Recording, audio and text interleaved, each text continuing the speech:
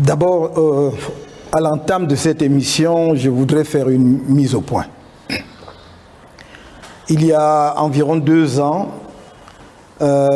votre chaîne de télévision LTM a servi de base, de lancement d'une attaque massive, agressive, mensongère et ignominieuse à mon endroit.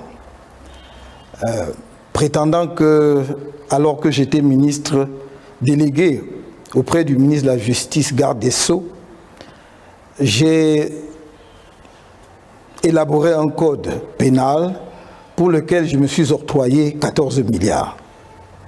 J'aurais donc détourné 14 milliards en ayant, au demeurant, fait une prestation, alors même que j'étais ministre.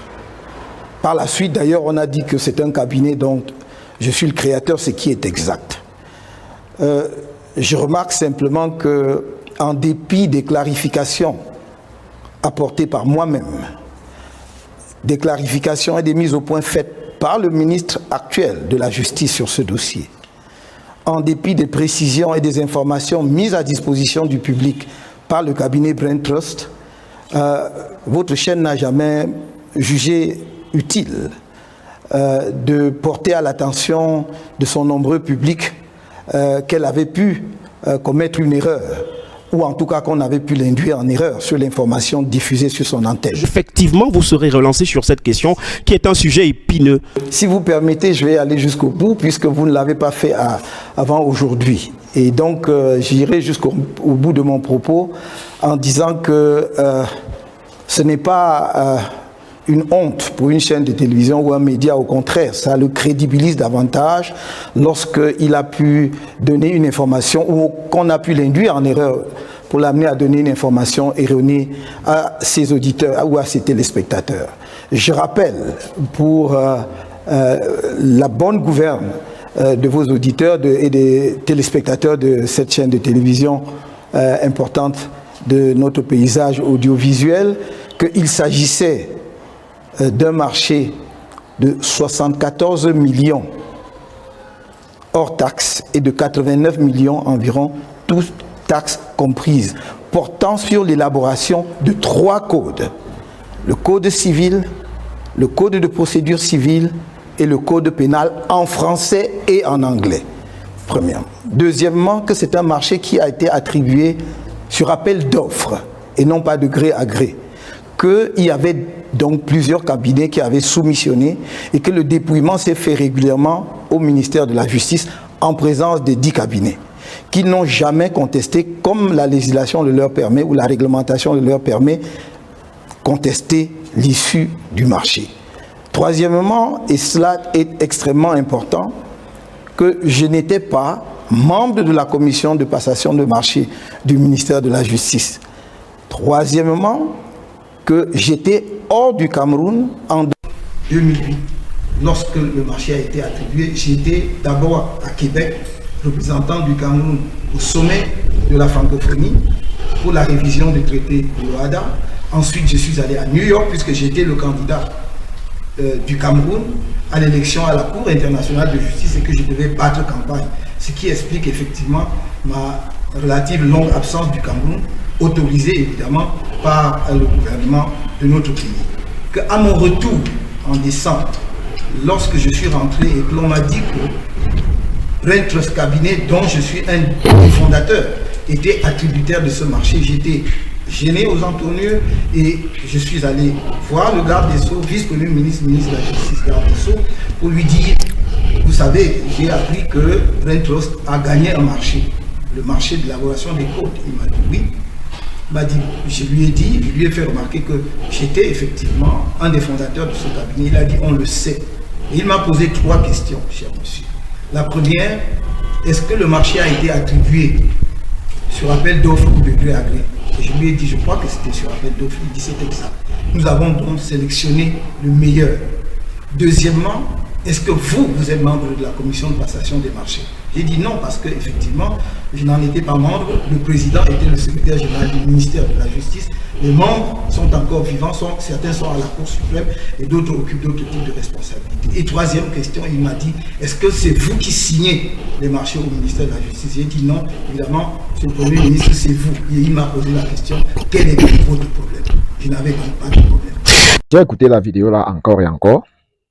Et il est clair que Maurice Kamto s'exprime là après l'élection de 2018 où il fallait faire un tour dans les plateaux pour expliquer aux différents téléspectateurs pourquoi il est accablé.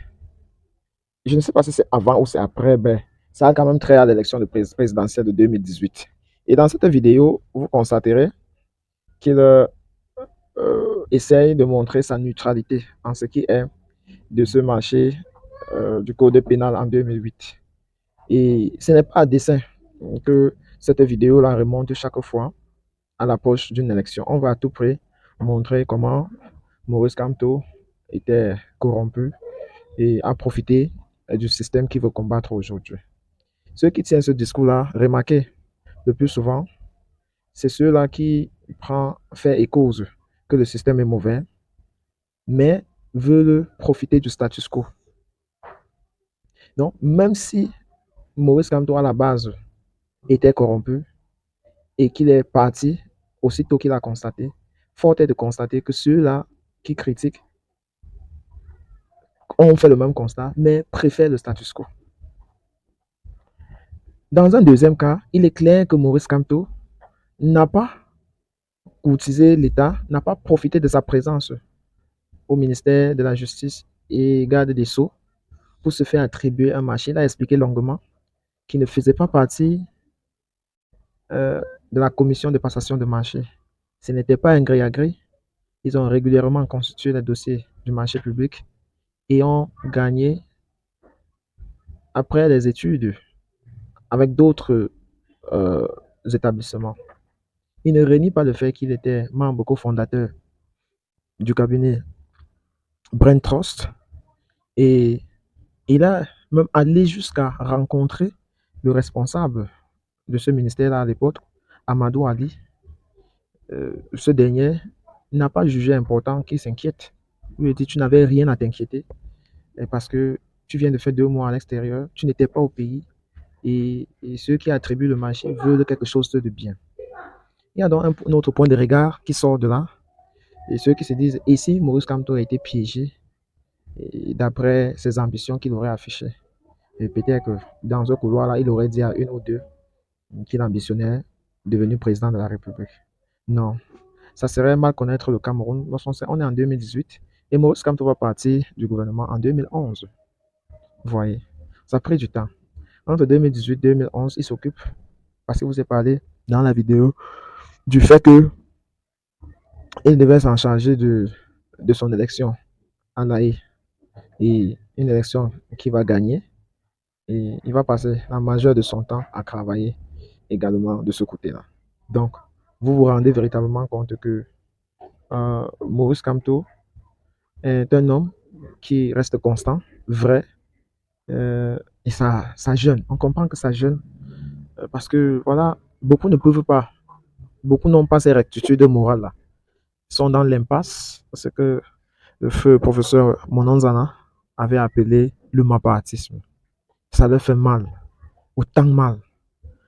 Ben à eux, on a tout simplement envie de leur dire, si vous avez une alternative, sur la liste des Camerounais qui se présentent, un bon leader se voit également dans son successeur.